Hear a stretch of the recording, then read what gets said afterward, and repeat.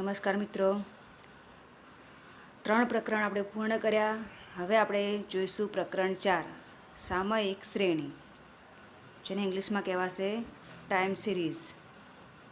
એમાંથી પરીક્ષાની અંદર, બોર્ડની પરીક્ષામાં વિભાગ એ વિકલ્પ 1 પૂછાશે 1 ગુણ, વિભાગ બીમાં 1 પ્રશ્ન 1 ગુણ, વિભાગ સીની અંદર એક નાનો દાખલો અથવા પ્રશ્ન 2 ગુણ, વિભાગ ડીમાં 1 દાખલો 3 ગુણનો અને વિભાગ એફમાં 1 દાખલો 5 ગુણનો, એમ કુલ 12 ગુણનું પૂછાશે.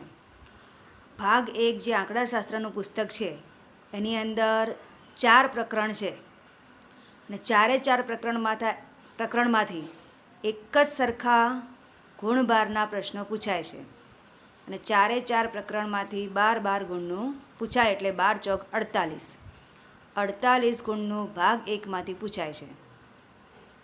હવે આ ચોથું પ્રકરણ છે ભાગ 1નું, જે આપણું છેલ્લું પ્રકરણ થશે ભાગ 1નું, સામયિક શ્રેણી. અમુક સમયે ભેગી કરેલી અને અમુક સમય અનુસાર ગોઠવવામાં આવતી આંકડાકીય માહિતીને સામયિક શ્રેણી કહે છે. સામયિક શ્રેણીમાં વલણ માપવાની 3 રીતો છે. 1 આલેખની રીત, 2 ન્યૂનતમ વર્ગની રીત અને 3 ચલિત સરેરાશની રીત. એમાંથી આલેખની રીતના દાખલા પરીક્ષામાં પૂછાતા નથી, આપણે પણ ગણવાના નથી. પરીક્ષામાં ન્યૂનતમ વર્ગની રીત પૂછાય છે અને ચલિત સરેરાશની રીત પૂછાય છે. હવે સૌ પ્રથમ આપણે જે આપણી બીજી પદ્ધતિ છે ન્યૂનતમ વર્ગની રીત, એને માટેના આપણે અગત્યના સૂત્રો જોઈશું. તો ન્યૂનતમ વર્ગોની રીતે સુરેખ વલણનું સમીકરણ. હવે જુઓ, આ સમીકરણ તમારા માટે કોઈ નવું સમીકરણ નથી, કારણ કે આવું સમીકરણ આપણે 3જા પ્રકરણમાં શીખીને આવ્યા છે. થોડોક જ ફરક છે. y કેપ બરાબર a વત્તા b t, અહીંયા આપણે bx લખતા હતા, ટીની જગ્યાએ x લખતા હતા 3જા પ્રકરણમાં. સેમ એવું જ છે, પણ અહીંયા આપણે xની જગ્યાએ t લખવાના. હવે અહીંયા a અને b શોધવાને આપણે સૂત્ર જોઈશું. તો b શોધવાનું સૂત્ર પણ પહેલાં જોઈ લો. n ગુણ્યા sigma T Y minus sigma T ગુણ્યા સિગ્મા વાય અપોન n ગુણ્યા સિગ્મા ટી સ્ક્વેર માઇનસ કૌંસમાં સિગ્મા ટી કૌંસ પૂરાનો વર્ગ. હવે આ સૂત્ર પણ એમ જોવા જઈએ તો કોઈ નવું સૂત્ર નથી. આવું આપણે સૂત્ર એક જોઈ ગયા, n sigma X Y minus sigma X sigma Y n sigma એક્સનો વર્ગ માઇનસ સિગ્મા એક્સનો વર્ગ. એટલે જ્યાં જ્યાં પહેલાં એક્સ આવતા એની જગ્યાએ આપણે ટી લખવાના છે. એટલે આ સૂત્ર જો 3જા પ્રકરણનું સૂત્ર આવડતું હોય તો આ સૂત્ર સરળ જ છે. હવે એનું સૂત્ર પણ આપણે જોઈ ગયા એ પ્રમાણે જ છે, વાય બાર માઇનસ બી ટી બાર. તો એક્સ બારની જગ્યાએ અહીંયા ટી બાર મૂકેલા છે. વાય બાર ના આપ્યા હોય તો શોધવા માટેનું સૂત્ર સિગ્મા વાય ભાગ્યા એન, ટી બાર ના આપ્યા હોય તો સિગ્મા ટી ભાગ્યા એન. બસ ન્યૂનતમ વર્ગમાં આટલા સૂત્ર તમારે યાદ રાખવાના છે. ચલો હવે જુઓ, સ્વાધ્યાય 4.1માં આલેખની રીતના દાખલા છે તે ગણવાના નથી. હવે તમને વિડીયોની અંદર હું સૂચના આપી જ દઉં છું. તેમ છતાં કેટલાક વિદ્યાર્થીઓનો આખું પ્રકરણ પૂરું થઈ જાય એટલે પછી પ્રશ્ન આવે છે, મેસેજ આવે છે કે 4.1ના દાખલા ગણ્યા જ નથી, એનો વિડીયો બનાવ્યો જ નથી. તમારા બરાબર ધ્યાન રાખીને વિડીયો સાંભળવાનો અને જોવાનું લખાણ. એ 4.1માં આલેખની રીતના દાખલા છે તે ગણવાના નથી. ચલો હવે સ્વાધ્યાય 4.2. હવે જે સ્વાધ્યાય 4.2 છે, પહેલાં આપણે એની રકમ જોઈ લઈએ. તો રકમની અંદર કંઈક આ પ્રમાણે રકમ આપી છે. એક રાજ્યના જુદા જુદા વર્ષોના મૃત્યુદરની માહિતી નીચેના કોષ્ટકમાં આપેલ છે. વલણ શોધવા માટે સુરેખ સમીકરણનું અન્વયોજન કરો અને તે પરથી વર્ષ 2017ના મૃત્યુદરનું અનુમાન મેળવો. હવે જો આના સૂત્રો 3જા પ્રકરણના સૂત્રોને લગતા જ છે. પ્રશ્ન પણ એ પ્રમાણે છે કે સુરેખ સમીકરણનું અન્વયોજન કરો. પેલામાં એવો જ પ્રશ્ન આવે તો આપણને ખ્યાલ કઈ રીતે આવે કે આ દાખલા ચોથા પ્રકરણના છે કે ત્રીજા પ્રકરણના. તો અહીંયા એક શબ્દ હશે વલણ. જ્યારે વલણ શોધવા માટે વલણ શબ્દ આવે તે પ્રકરણ 4 ને સૂત્રનો ઉપયોગ કરવો એ સમજી લેવું. અને બીજું કે આની અંદર બધાની અંદર જે પહેલી માહિતી એ મોટે ભાગે વર્ષની જ માહિતી હોય, કારણ કે વર્ષ પ્રમાણે ભાવમાં થતા ફેરફારની માહિતી આપેલી હોય છે. ત્રીજા પ્રકરણમાં એવું નથી હોતું. એમાં બંને માહિતી એકબીજા સાથે જે કાર્યકારણ સંબંધ ધરાવતી હોય એવી બે પ્રકારના ચલની માહિતી હોય છે. અહીંયા કાર્યકારણ સંબંધ નહીં, એક માહિતી વર્ષ હોય, બીજી માહિતી ચલ રાશિ હોય છે. એના પરથી પણ ખ્યાલ આવી જાય. અને બીજું કે આમાં તો બોર્ડની અંદર ફિક્સ જ હોય કે આ નંબરમાં આ પ્રકરણમાંથી જ દાખલો પૂછાય. બરાબર? એ બધું ધ્યાન ન રાખીએ તો ખાલી તમારે આટલું જોવાનું કે વલણ શોધવા માટે વલણ શબ્દ આવે એટલે પ્રકરણ 4. વર્ષની માહિતી આપી અને મૃત્યુદરની માહિતી આપી છે. તો વર્ષનું ખાનું 2009 થી 2015. વર્ષનું ખાનું આપણે ન લખીએ તો ચાલે. આપણે અહીંયા મહત્ત્વનું છે સમય એટલે કે ટી આપણે લખવાનું. હવે આપણે કઈ રીતે લખવાનું? તો ક્રમિક નંબર આપવાના. 9ના વર્ષને પહેલો વર્ષ, 10ના વર્ષને બીજું, 3, 4, 5, 6, 7 એટલે કે 7 વર્ષોની માહિતી આપી છે. 1 થી 7 નંબર આપી દેવાના એટલે n બરાબર 7 કહેવાય. 7 વર્ષોની માહિતી આપી એટલે એનની કિંમત 7 ગણાય. આ મૃત્યુ દર એટલે કે એને આપણે કહીશું વાય. એટલે આપણે હવે ખાનું બનાવવાનું છે ટી વાય. ચલો ટી વાય એટલે કે આ બંનેનો ગુણાકાર. તો પહેલો ગુણાકાર થશે 7.6. 7.6. ચલો બીજું 6.9 ગુણ્યા 2 13.8. 3 ગુણ્યા 7.1 21.3. 4 ગુણ્યા 7.3 29.2. 5 ગુણ્યા 7.2 36. 6 ગુણ્યા 6.9 41.4. 7 ગુણ્યા 6.9 48.3. હવે ટી સ્ક્વેર આનો વર્ગ 1, 4, 9, 16, 25, 36, 49. હવે બધાનો સરવાળો કરીશું. ટીનો સરવાળો 28, વાયનો સરવાળો 49.9, ટી વાયનો સરવાળો 197.6, સિગ્મા ટી સ્ક્વેર 140. હવે આપણે સૌ પ્રથમ સિગ્મા ટી ને લઈ અને ટી બાર અને વાય બાર શોધીશું. સિગ્મા ટી આપેલા છે 28 n 7 એટલે આવશે 4. વાયનો સરવાળો ભાગ્યા 7 7.13. ચલો હવે બીનું સૂત્ર n sigma T Y minus sigma T sigma Y upon n sigma T square minus sigma ટીનો વર્ગ. n છે 7, T Y 197.6, sigma T 28, sigma Y 49.9, n 7, sigma T square 140, sigma T 28નો વર્ગ. ચલો સૌથી પહેલાં 7 ગુણ્યા 197.6 કરીશું તો આવશે 1383.2.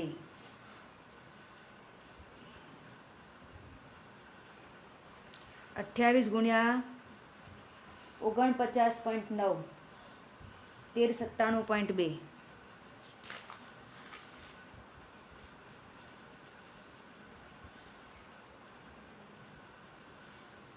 છેદમાં 980 28નો વર્ગ 784 તો -14 ભાગ્યા 196 બીની કિંમત મળી -0.07. હવે આપણે એ શોધીશું. એ બરાબર વાય બાર માઇનસ બી ટી બાર.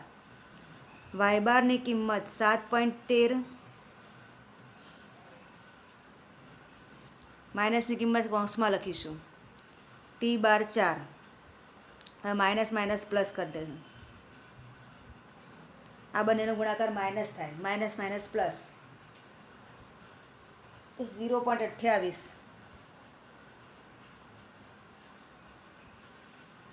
એટલે કે 7.41 એની કિંમત મળી. ચલો, એ અને બીની કિંમત શોધ્યા પછી આપણે સમીકરણ લખીશું. પહેલો પ્રશ્ન, સુરેખ વલણ સમીકરણ એટલે કે વાય કેપ બરાબર એ વત્તા બી ટી. એની કિંમત મળી આપણને 7.41. બીની કિંમત માઇનસમાં છે, -0.07 ટી. છેલ્લે આ રીતે લખાય, પ્લસ માઇનસ માઇનસ થઈ જાય.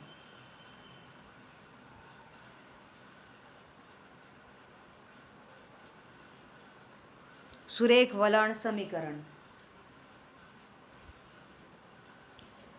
હવે બીજો પ્રશ્ન વાંચો. વર્ષ 2017 માટે મૃત્યુદરનું અનુમાન. હવે જો આપણે જ્યારે કોષ્ટક બનાવ્યું તો છેલ્લું વર્ષ લખ્યું હતું 2015. એ કેટલામું વર્ષ હતું? 7મું વર્ષ. તો 2016 એટલે 8મું વર્ષ કહેવાય. હવે આપણને અહીંયા 2017 આપ્યું છે તો ટી બરાબર 9 લઈશું. આપણે જે અહીંયા વર્ષોની માહિતી આપી છે એ જ પ્રમાણે ક્રમમાં જવાનું છે. 2016માં જોઈએ તો 8મું વર્ષ આવે, 2017માં 9મું વર્ષ. કયા વર્ષની માહિતી માગી છે? 2017. ટી બરાબર 9 લઈશું.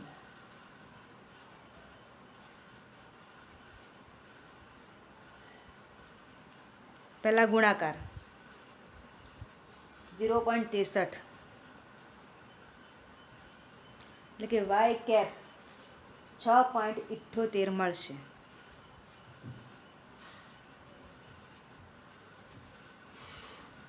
આ બીજા પ્રશ્નનો જવાબ. પરીક્ષામાં આવા દાખલા 5 ગુણમાં પૂછાય છે.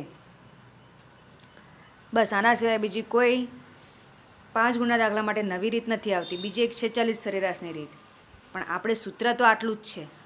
સૂત્ર પ્રમાણે જોઈએ તો ચલો હવે દાખલા નંબર 2. બીજો દાખલો આપણે એ જ પ્રમાણે ગણવાનો છે. તો એની રકમ જોઈ લો. તમને વર્ષની માહિતી આપી છે 2007થી 8,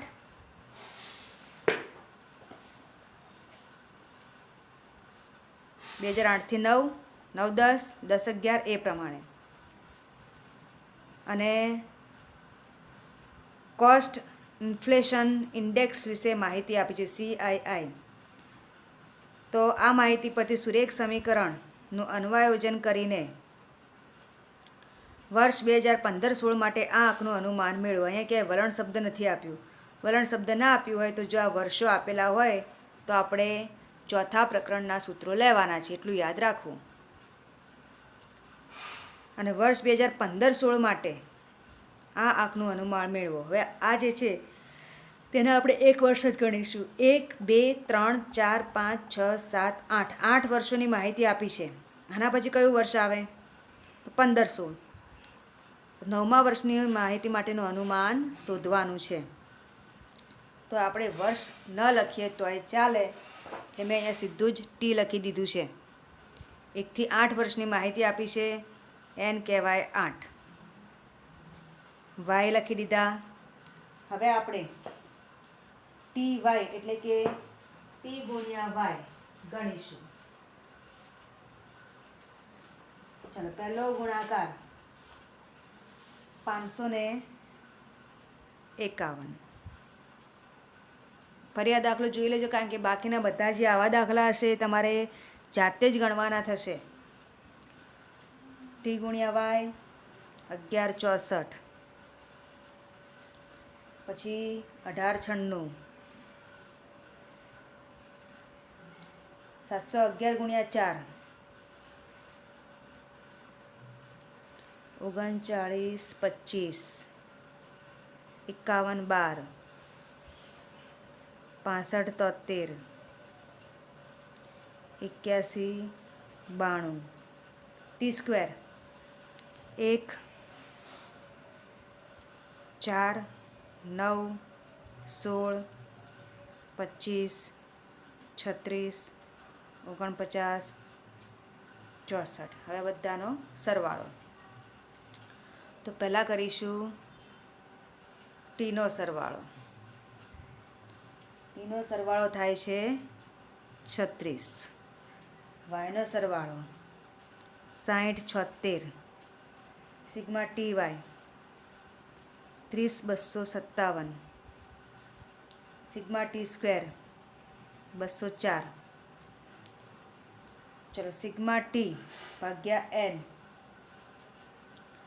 36 ભાગ્યા 8 4.5, 60 76 ભાગ્યા 8 759.5. તમારે કેલ્ક્યુલેટર લઈને બેસવાનું, આ બધા ગુણાકાર કરવાના, સરવાળો પણ કરવાનો. આમાં પણ ભૂલ હોઈ શકે.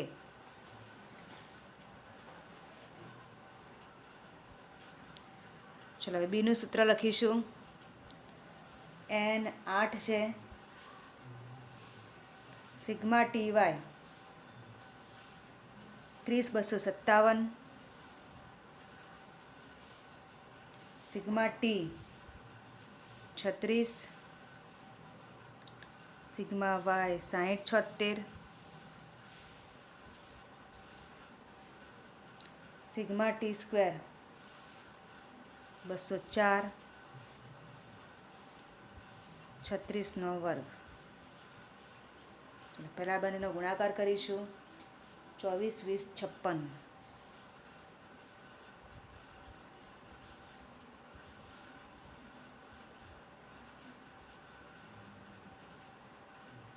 આ બંનેનો ગુણાકાર 16 32, 36નો વર્ગ.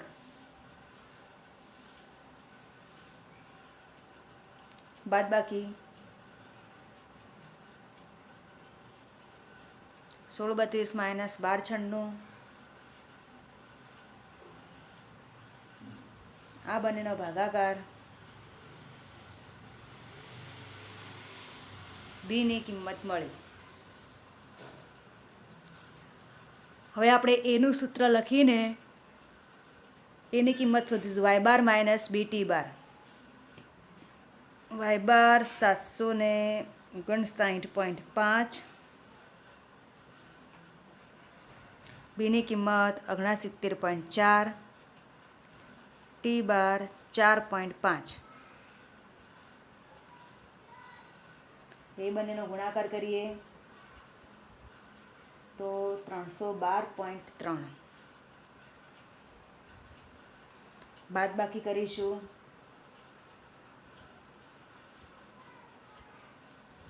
એની કિંમત. પહેલો પ્રશ્ન, સુરેખ વલણ સમીકરણ વત્તા ટી. આ પહેલો જવાબ. બીજો પ્રશ્ન 15 16 માટે. હવે અહીંયા 14 15ને આપણે 8 વર્ષ લીધા, તો 15 16 માટે ટી બરાબર 9 લઈશું.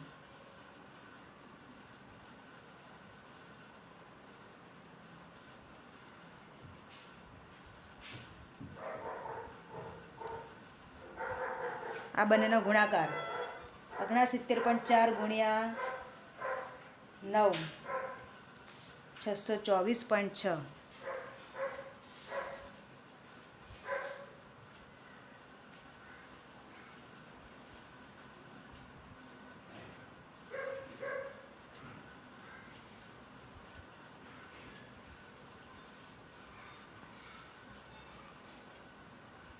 1071.8 જવાબ. અહીં આપણો દાખલો પૂર્ણ થયો. હવે નોંધ બરાબર જોઈ લેજો.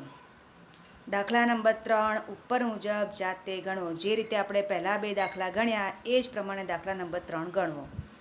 દાખલા નંબર 4 પણ એ જ રીતે ગણવાનો છે. એમાં 2 રીતે પૂછેલું છે, સૂત્ર પ્રમાણે અને આલેખ પ્રમાણે. તો આપણે તમારે માત્ર સૂત્ર મુજબ જ ગણવાનું છે. આલેખ રીતે ગણવાની સૂચના આપી છે, પણ તે રીતે ગણવાની જરૂર નથી. એ રીત પરીક્ષામાં પૂછાતી નથી. તો એના પછી બીજી જે રીત આવશે તે આપણે બીજા વિડીયોમાં જોઈશું. નમસ્કાર.